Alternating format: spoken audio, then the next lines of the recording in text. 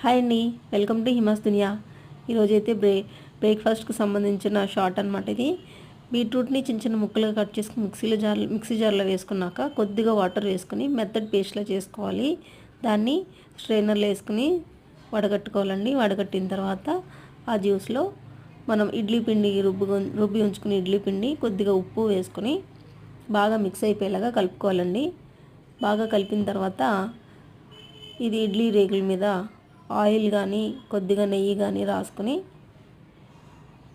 ఇడ్లీలు అయితే వేసుకొని ఇడ్లీ స్టాండ్లో పెట్టుకొని ఒక 10 నుంచి 15 నిమిషాలు అయితే ఉడికించుకున్న తర్వాత మనకి ఇడ్లీలు అయితే రెడీ అయిపోతాయండి.